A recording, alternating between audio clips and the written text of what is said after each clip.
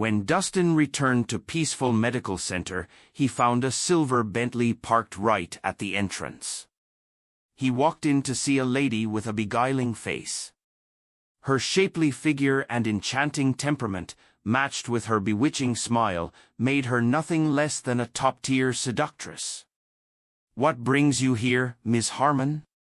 Dustin was slightly startled. Though they were already familiar with each other, he still found her stunning every time he saw her. "Why, to see you, of course.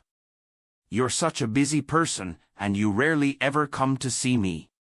Surely you can't forbid me from coming here to meet you?" Natasha said begrudgingly. "That's not what I meant. Right, how's it going with Immortanol? Are its effects as expected?" Dustin changed the topic awkwardly. "It's much better than expected. I've come here especially to thank you. Immortanol has way better effects than Eternamax. I believe that once Immortanol is launched, the big bucks will start rolling in no time." Natasha smiled. "Is that so? That's great." Dustin smiled too. "Here. Have a look at the contract." Natasha pulled out a document from her bag and handed it to him. "What contract?" Dustin looked at her quizzically. "You came up with the prescription for Immortanol. I can't take advantage of your labor. Let's just take this as a collaboration between us. All future profits from Immortanol will be split evenly." Natasha pushed the contract toward him.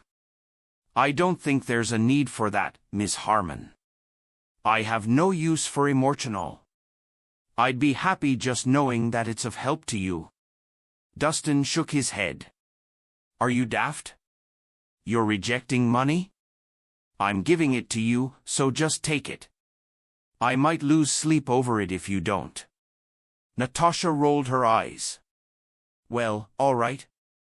Dustin saw no way around it when she put things that way. He could only nod and sign the papers. "Oh, that's right, I have another present for you," Natasha suddenly exclaimed. "A present? What is it?" Dustin was curious. "Close your eyes first." Natasha looked like she was hiding a secret. "Oh." Dustin closed his eyes without giving it too much thought. The next second, he caught a whiff of a pleasant fragrance.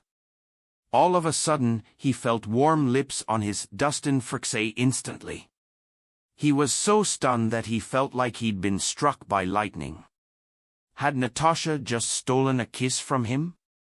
He reflexively pulled back, but a pair of arms were hooked around his neck, and he failed to break free. The alluring fragrance at such close proximity caused his mind to go blank. At the same time, a Mercedes-Benz had just pulled up at the entrance. The car door opened, and out came a beautiful woman with an elegant bearing. It was Dahlia. She had come to apologize to Dustin. She had mulled things over for an entire day and night and came to the conclusion that she should apologize to him. It would be hard to bring herself to say it, but it was absolutely necessary.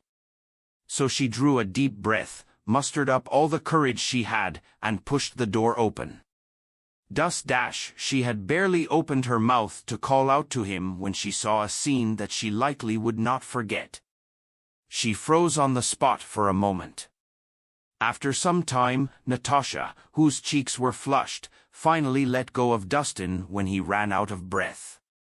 Though she was a strong and independent woman, this was the first time Natasha had ever done something like this, to steal a kiss from another person. "That's my first kiss. It's my gift to you." Natasha smiled charmingly, her eyes full of tenderness and affection.